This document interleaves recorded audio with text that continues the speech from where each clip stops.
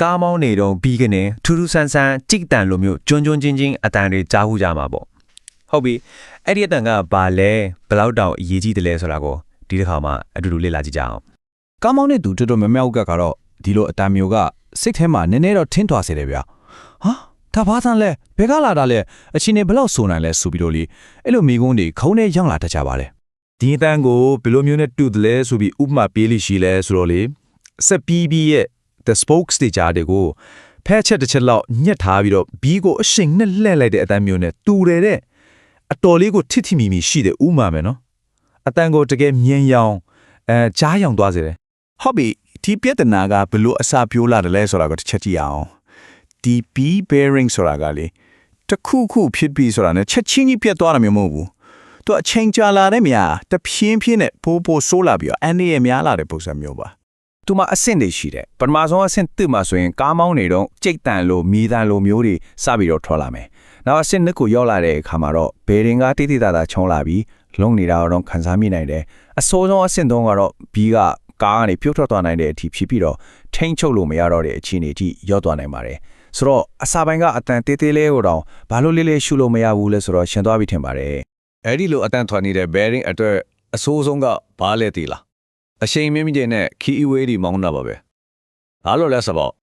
့အရှိန်တင်လိုက်ရင်လေတိုးရတန်တွေပါတယ်ကြောင့် bearing အတန်ကပျောက်သွားလို့ထင်ရတတ်တယ် okay အတန်တိုးသွားပြီးပျောက်သွားပြီးဆိုပြီးဆက်မောင်းကြတယ်ဒါပေမဲ့တကယ်တော့မှတော့ bearing ပေါ်မှာဖိအားကပိုပြီးတော့တောင်များလာတာပါအတန်မချရတော့တာနဲ့အန်တယ်မရှိတော့ဘူးလို့လုံးဝမယူသင့်ပါဘူးကဲဟုတ်ပြီပြဿနာကိုသိပြီဒါဆိုအဲ့ဒီပြဿနာကိုဘလို့တိတိကျကျရှာဖွေမလဲကျွမ်းကျင်တဲ့ဆက်စရာတဲ့တုံးတဲ့ရိုးရှင်းပြီးအရန်ထိရောက်တဲ့စစ်စစ်နီးတစ်ခုကိုကြည့်ကြအောင်သူကို the shakedown test လို့ခေါ်တယ် B ကိုမလဲခင်မှာအရင်ဆုံးလုပ်ရမယ့်အဆင့်ပေါ့ B ကို X နဲ့ Y ဝင်ရောအကိုင်ဆိုလိုတာကဘဲတက်ရောအပေါ်အောက်ရောလှုပ်ခါကြည့်တာပါ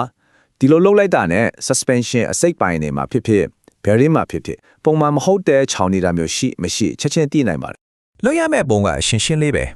အဆင့်တက်တာဘီကို9နာရီနဲ့3နာရီနေရာကနေမြဲမြဲကွင်ပြီးဘေးတိုက်အလုပ်ကြည့်မယ်အဆင့်တက်တော့လက်ကို7နာရီနဲ့6နာရီနေရာကိုရွှေ့ပြီးအပေါ်အောက်ဒေါင်းလိုက်အလုပ်ကြည့်မယ်နောက်ဆုံးအဆင့်3မှာတော့ဘီကိုလက်နဲ့လွှတ်လို့ရတော့အမြန်ဆုံးလွှတ်ပြီးတော့ဘာအတန်းလေးထွန်လာမလဲဆိုတာကိုတေချာနားဆွင့်ထားမှာပါအဲ့ဒီအဆင့်3ဆင့်မှာပါကဲစမ်းသပ်ပြီးပြီဆိုတော့အဲ့ဒီကနေရလာတဲ့ရက်လက်တွေအတန်တွေလှုပ်ရှားမှုတွေကိုဘယ်လိုနားလဲရမလဲဘာကိုဆိုလိုတာလဲဆိုတာကြည့်အောင်ချီနာချက်ကတော်တော်လေးကိုရှင်းပါတယ်ဘယ်ရင်ကောင်းနေသေးတယ်ဆိုရင်လှုပ်ကြည့်တဲ့အခါဘာလှုပ်ရှားမှုမှာတိတိတသာရှိမှာမဟုတ်ဘူးလှည့်လိုက်ရင်လည်းတိတ်ဆိတ်ပြီးချောမွေ့လဲနေမှာပဲဘယ်ရင်မကောင်းတော့ဘူးဆိုရင်တော့ရှင်းပြီးလှုပ်လိုက်တာနဲ့ချောင်းနေတာလှုပ်နေတာကိုချက်ချင်းခံစားမိမယ်လှည့်လိုက်ရင်တော့အစကပြောခဲ့တဲ့ကြိတ်တန်မိတန်လိုကြဲလောင်ထွက်လာတော့မှာပါတခါလေကြတော့နည်းနည်းရှုပ်ထွေးတဲ့ကိစ္စတွေလည်းရှိတတ်တယ်ဥပမာ bearing ကအတန်တော့ထွက်နေပြီဒါပေမဲ့လုတ်ကြည့်တော့မချောင်းသေးဘူးအဲ့လိုမျိုးပေါ့အဲ့လိုရှာရခတ်တဲ့ပြဿနာတွေအတွက်ကြတော့ဆက်ဆရာတုံးနားကျက်တို့ချက်စီအရာလို့ခေါ်တဲ့ electronic ကိရိယာတွေလို့အဆက်မြင်နှိပညာတွေလိုအပ်နိုင်ပါတယ်ဒါပေမဲ့ဒါကရှားပါတဲ့ကိစ္စတွေပါပုံမှန်အားဖြင့်တော့99%တို့ပြဿနာတွေကိုခုနကပြောတဲ့လုတ်ကြည့်လှည့်ကြည့်တဲ့နည်းနဲ့ပဲရှာတွေ့နေပါတယ်ကဲပြဿနာကိုရှာတွေ့ပြီ bearing ကောင်းတာတီချာသွားပြီဒါဆိုရင်နောက်တစ်ဆင့်ကအရေးကြီးဆုံးပဲအဲ့ဒါကတော့ပြုပြင်မှုရဲ့အရေးအသွေးပါပဲဒီနေရာမှာတော့လုံးဝပေါ်ဆလို့မရပါဘူးเนาะဘာကိုဆိုလိုချင်တယ်လဲဆိုတော့အပေါ် PC ရွေးချယ်မှုပါ factory PC ဒါမှမဟုတ် OEM လို့ခေါ်တဲ့ original equipment manufacturer PC တွေကတော့အကောင်းဆုံးပေါ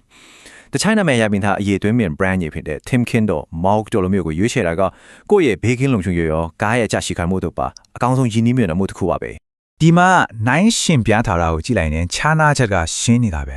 OEM တို့ Timken တို့လိုအရေးသွင်းမြင် PC တွေကနှစ်နဲ့ချီပြီးခံတယ်ဈေးကွက်ထဲမှာရှိတဲ့ဈေးအပေါ်ဆုံး PC တွေကတော့6လကနေတစ်နှစ်အတွင်းပြန်သွားနိုင်တယ်ဆိုတော့တခဏတက်တာကိုကြည့်ပြီးဈေးပေါ်တာရွေးလိုက်ရင်ခဏပြန်ပြင်နေရမှနဲ့အတူတူပါပဲ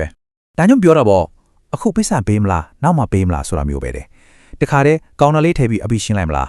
ဒါမှမဟုတ်ဈေးပေါ်တာလေးထည့်ပြီးခဏပြန်ပြင်နေရင်ပိတ်ဆံထက်ကုန်မလာ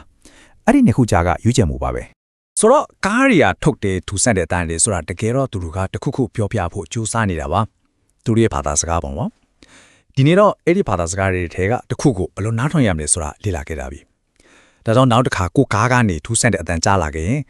ဒါဟာသူကစကားပြောနေတာပဲဆိုတာတတိယလိုက်ပါအချိန်မီနားထောင်ပေးခြင်းကပဲကိုယ့်ရဲ့ဘေးကင်းလုံးချုံမှုအတွက်အကောင်းဆုံးအာမခံချက်ဖြစ်မှာပါ